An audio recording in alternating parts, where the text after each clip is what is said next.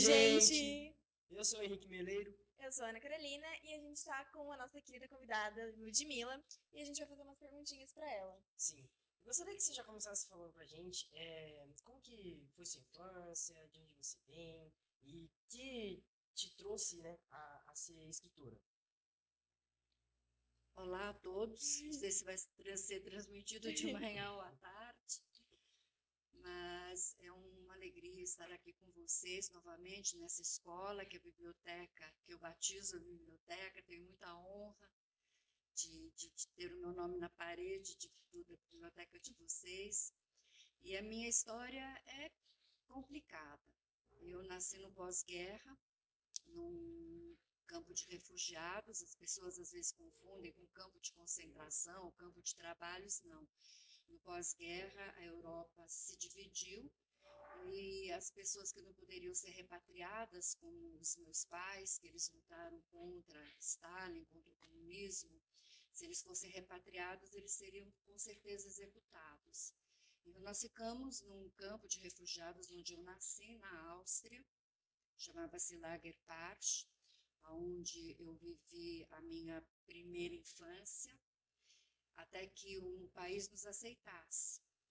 E nós recebemos a oportunidade de virmos para o Brasil. Meus pais tinham formação universitária, então nós viemos para cá não como colonos, para trabalhar na terra, mas já eles com trabalhos específicos. Minha mãe era formada em medicina, meu pai em engenharia mecânica, estava começando a fase de automobilismo, não é, aqui no Brasil.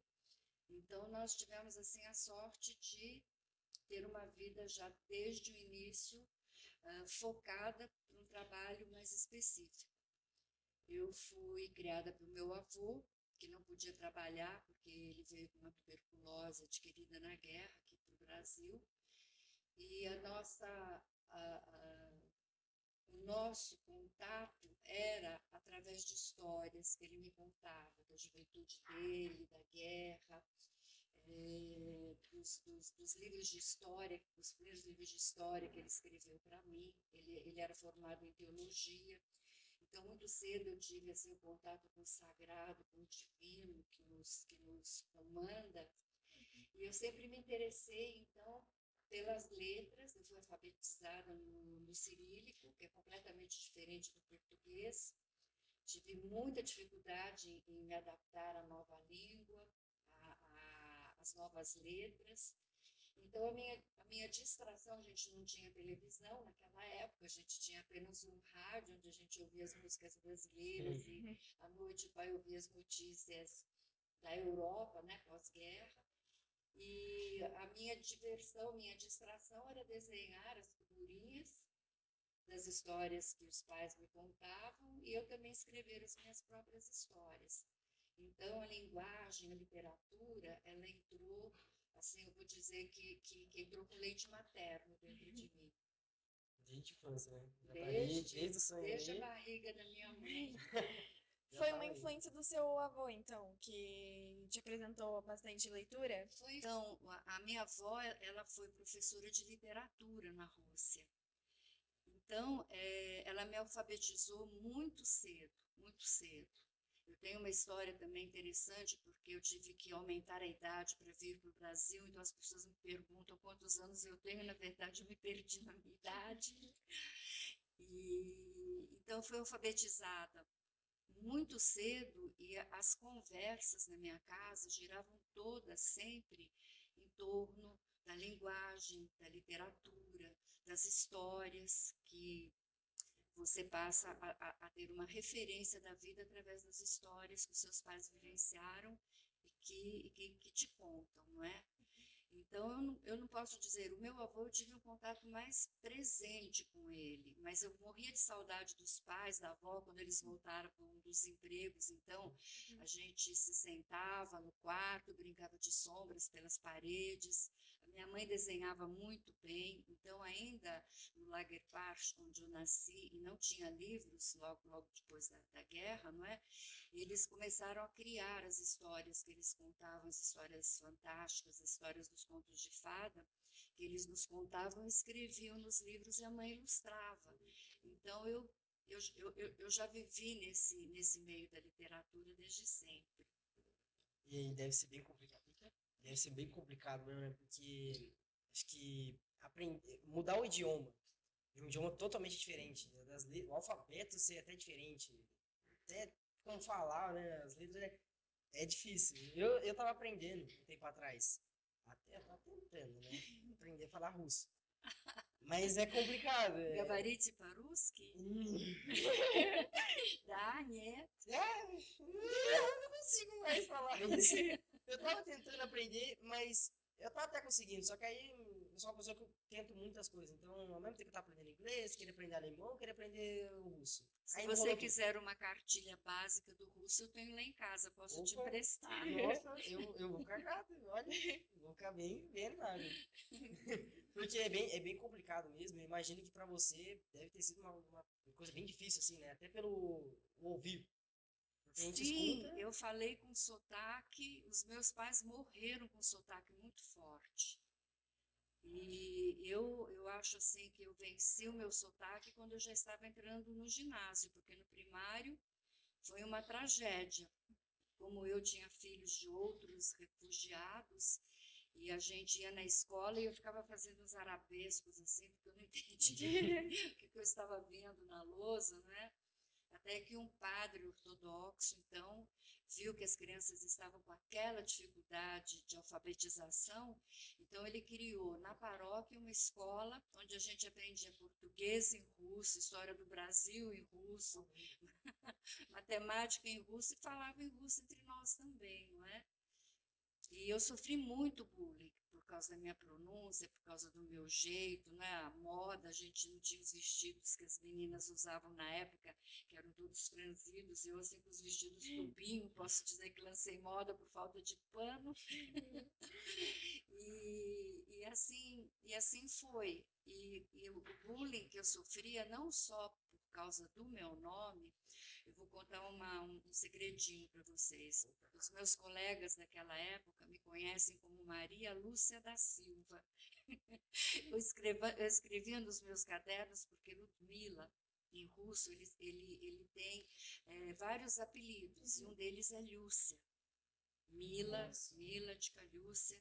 Então eu me apeguei no Lúcia e falei, não, eu quero um nome brasileiro para mim, porque eu quero ser igual às outras crianças. Sim. Mas não adiantou mudar o nome, porque o físico, não é? O pessoal já tinha lembrado, já sabia, já ficava com aquilo. Né? E aí, assim, todo mundo que vivia lá, nós viemos primeiro para a aldeia de Carapicuíba. Todas as pessoas estrangeiras, dos brasileiros, eram chucrutes. Eles não queriam saber qual era a tua etnia. Para eles, todo mundo era inimigo do Brasil, todo mundo era alemão, não é? Pelo tipo físico. Então, eu falei comigo mesma, eu falei, não, eu vou falar o português e vou aprender essa língua, que será minha daqui para frente, melhor do que falam os brasileiros. Fui tentando, e eu acho que eu consegui. Não, tá. Perfeito.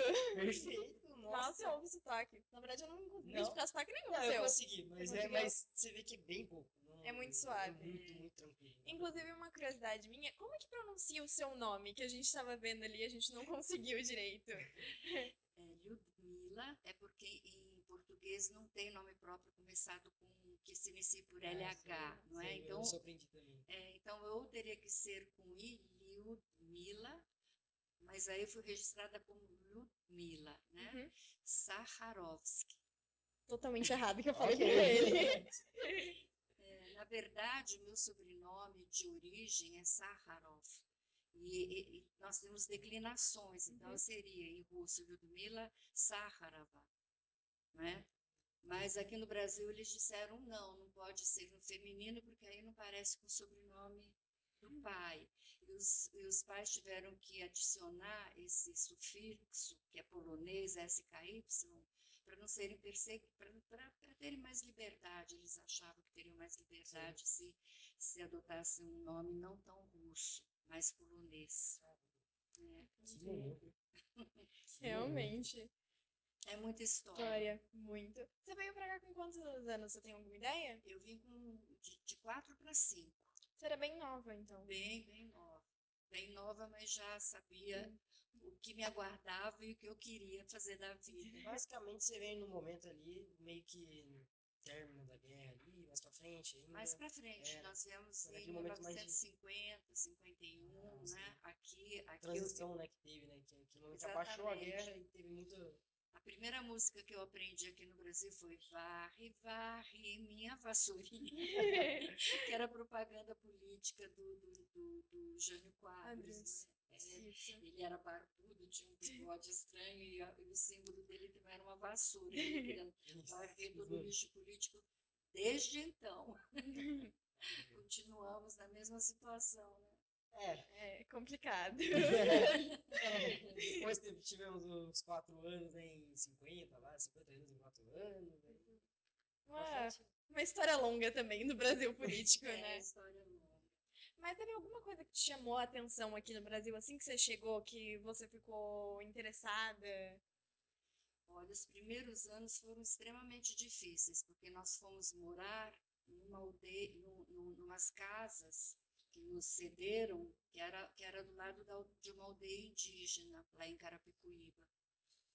E não era assim um lugar idílico, tinha um matadouro do lado, a gente ouvia todo aquele sofrimento dos bois que naquela época eram matados a machadar. Eram uns martelos enormes. Sim. E eu não podia sair para brincar com as crianças. As crianças tinham medo de mim, eu tinha medo das crianças, a gente não conseguia se comunicar.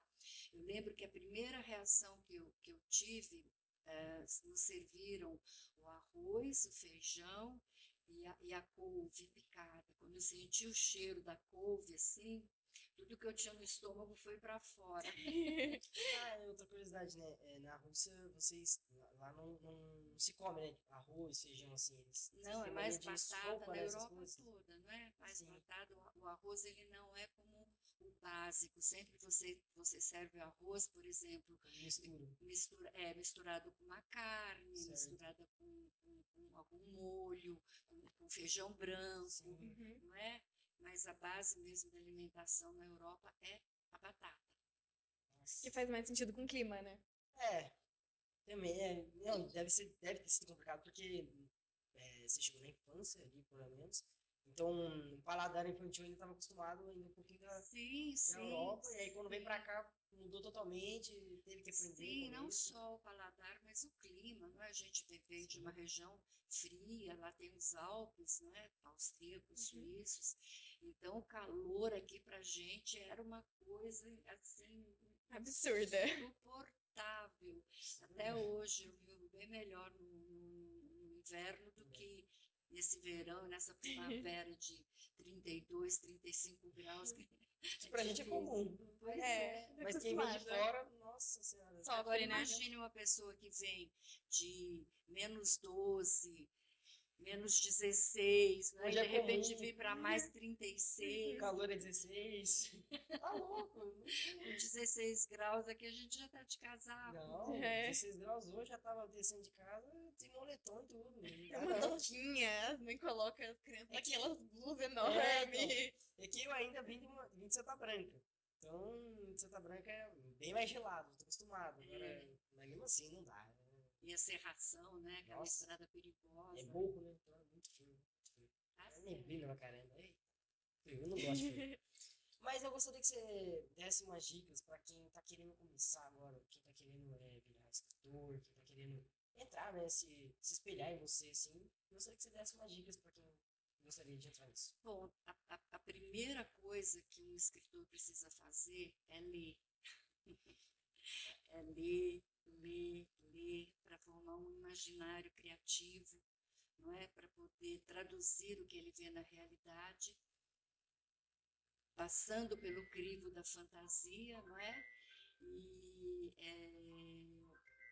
para conseguir, assim, transmitir as suas ideias e saber a gramática, Sim. né? Saber se expressar bem na língua que se pretende escrever. Depois, você ter uma visão, depois de desenvolver o imaginário, é praticar.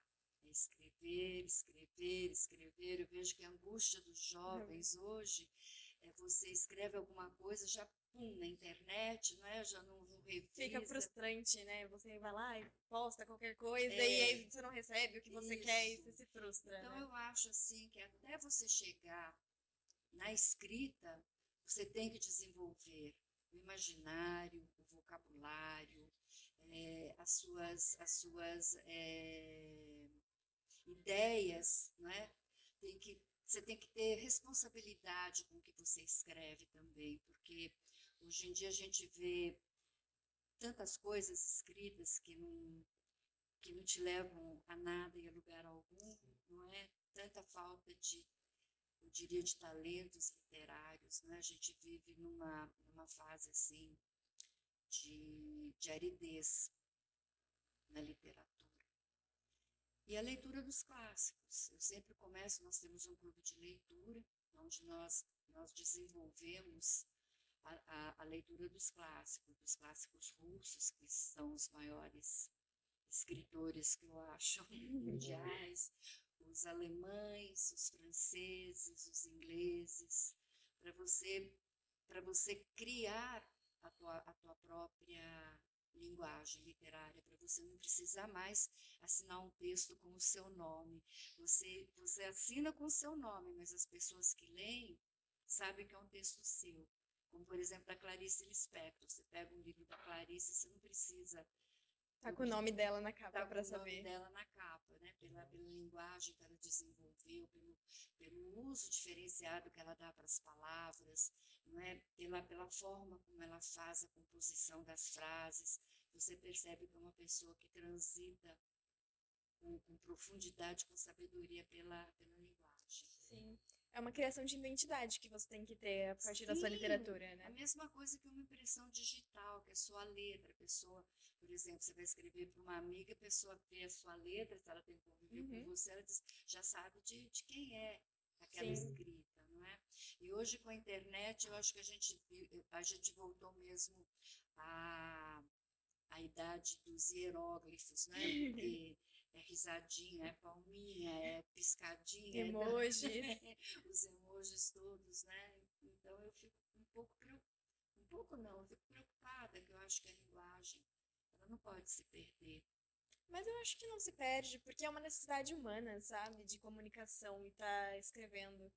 Então eu acho que não se perde, mesmo com a internet. Eu acho que ela facilita algumas coisas e dificulta outras, porque muita gente Sim. perde gramática na Sim, internet. sim. É triste de se ver, mas eu acho que as pessoas conseguem continuar. Eu acredito, eu tenho fé que a nova geração Eu também consegue. tenho muita fé, muita fé. Já Por vi isso que vários eu exemplos de nova escrevo. geração, né, ir pra frente. Tem que dar certo. Não é nosso também, né? Alguns Tem têm que que dar dar. certo. Tem que dar certo. Todas as gerações têm os seus conflitos, não é? Sempre. Grandes. A minha mãe, os pais da gente diziam: nossa, no meu tempo, eu já cheguei numa idade também que eu posso dizer: nossa, no meu tempo tudo era diferente. As coisas mudam muito rápido, né? É sempre verdade, assim. verdade. Você tem algum autor ou autora preferido que você gosta mais das obras? Bom, como eu sou de uma família russa, obviamente que os primeiros livros que eu tive a oportunidade de ler, inclusive por dominar mais o idioma, né, Tchekhov, Dostoiévski, com certeza, Pushkin, que é um dos maiores poetas mundiais. Vocês leram alguma coisa do Pushkin? Depois que eu não tive contato. Dostoiévski já Já, né? é um clássico. E todos da literatura clássica, não é? Balzac, eu gosto muito também de filosofia, então eu tive a minha fase de ler Krishnamurti, Ramana Maharshi, né? Foi uma fase. E dos brasileiros, sem sombra de dúvidas, o Machado, né? Nosso Machado tão querido, e a Clarice Lispector, que inclusive eu conheci pessoalmente. E a Hilda Hilst também, que eu conheci, né? Que morava em Campinas.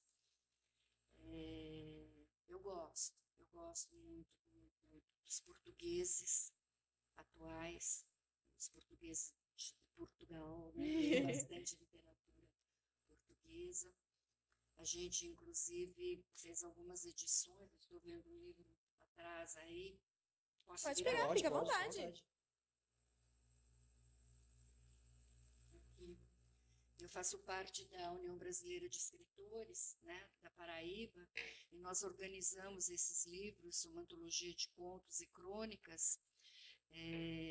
Para onde que eu mostro? Posso Pode mostrar? mostrar pra câmera ali, ó. Nós organizamos já a terceira antologia de escritores de língua lusófona. E os livros foram editados aqui no Brasil, mas foram distribuídos na África portuguesa, né? E em Portugal também, nas cidades onde esses escritores nos mandaram as obras. Então, eu tenho uma atividade constante em organizar antologias para países lusófonos e para escrever mesmo, e dar cursos de linguagem, de literatura. Bacana demais. Nossa senhora. Realmente. Temos um clube de leitura já há 5 anos, não sei se eu já falei para vocês isso, falei? Você mencionou um clube, mas você não especificou muito. Então, nós temos um clube de leitura que tem 75 membros espalhados por onde estão as pessoas que conseguem se identificar com o nosso idioma, não é? E nós temos esse clube, chama-se Entre Livros, a nossa sociedade literária. Nós nos correspondemos com eles, nos comunicamos pela internet, e as pessoas que moram aqui no Vale do Paraíba, aqui na cidade de Jacareí, a gente tem um encontro presencial uma vez por mês, para discutirmos as obras lidas. Muito interessante. Aliás, eu incentivo demais. Vocês têm um clube de leitura aqui na escola? A gente não. Os nossos professores, normalmente, eles costumam levar pelo menos uma vez pelo bimestre, assim, a gente para a biblioteca, a gente pega lá livros que tem na influência. Então, mês passado, a gente estava lendo um livro, acho que sobre... era alguma coisa do contexto histórico do Brasil, só que na parte do trovadorismo. Sim, sim. E aí a gente estava lendo livros, eu não lembro quem era o autor, mas a gente estava lendo sobre o trovadorismo, que era naquela época ainda, né? E vocês gostam de poesia ou é um... Eu gosto de poesia, mas eu não consumo tanto. Eu consumo mais, tipo, livro mesmo. Eu gosto bastante de fantasia e distopia. São livros que eu consumo mais. Mas eu acho muito interessante a poesia. O Luiz Felipe, se eu não me engano, também levou a gente no bimestre passado pra biblioteca, que a gente leu A Divina Comédia, A Barca do Inferno, vários livros clássicos também, que a gente estava dentro do nosso conteúdo. Sim. E aí ele levou a gente lá pra baixo pra ler. Os primeiros anos, acho que todos os primeiros anos tiveram contato. É muito importante a gente ter esse contato, porque assim, eu sempre digo que as pessoas, os autores, eles não morrem, eles se comunicam com a gente por gerações e gerações através da escrita, né? Das obras que eles deixaram. Eu sou apaixonada por literatura, para mim. É muito importante, né? Não tem como negar. Estudo até hoje, estou sempre aprendendo alguma coisa. Sempre tem algo a se aprender, né? Sempre tem algo, com certeza. Algo que a gente não descobriu antes. Muito interessante. Eu queria muito agradecer a sua participação aqui, a gente adorou te ter aqui. E você vai estar aqui na mostra, não vai? Você pretende? Pretendo. Vai ser uma grande alegria te receber aqui novamente na mostra. Para mim é sempre uma alegria vir para essa escola que eu vi nascer. Eu morava ali na rua Estélio Machado, e a dona Tereza, Estélio Machado Loureiro, né? E a dona Tereza abriu o portão do quintal dela e criou, eu acho que foi uma das primeiras escolas para infantis aqui em Jacareí. Nós não tínhamos jardim de infância, não tínhamos nada disso. Então, os meus filhos cresceram aqui nessa escola, então eu tenho um carinho imenso. Foi assim que você conheceu a dona Tereza? Foi.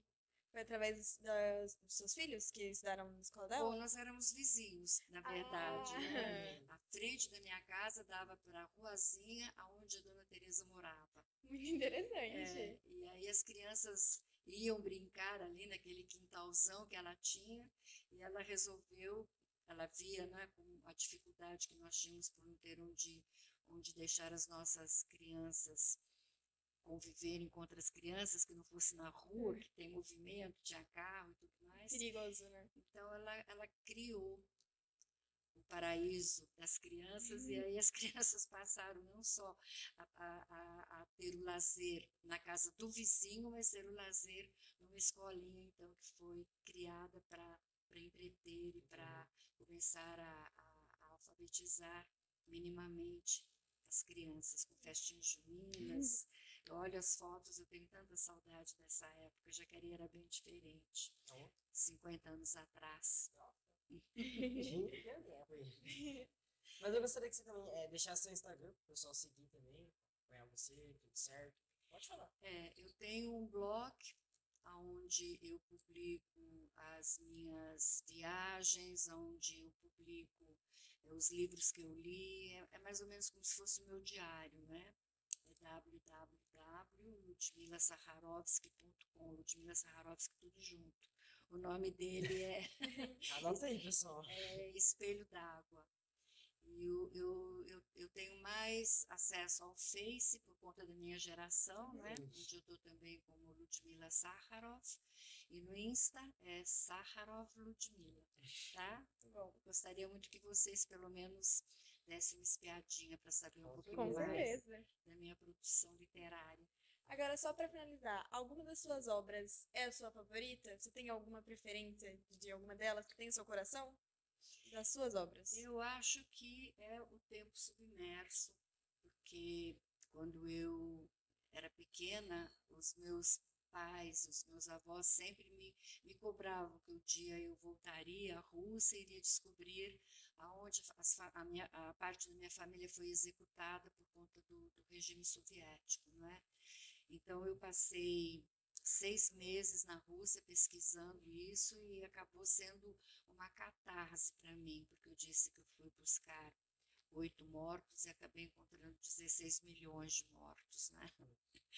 Então, é um livro, inclusive, que está na 2ª edição, né?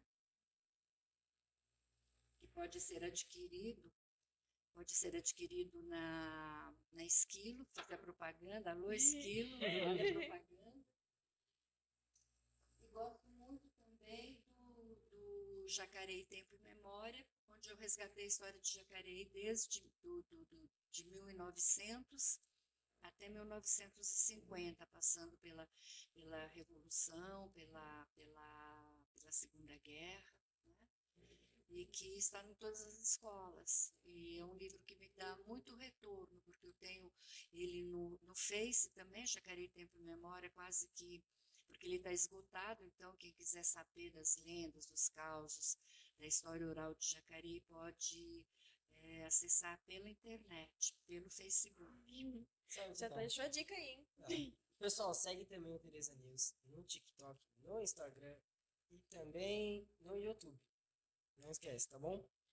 Muito obrigado por você ter vindo. Eu que agradeço, um prazer ver jovens assim como vocês se interessando por literatura, se interessando pela arte e dando esse espaço para a gente contar um pouquinho a nossa história. Estamos sempre abertos. Só para saber. Oi em russo é Pripyat.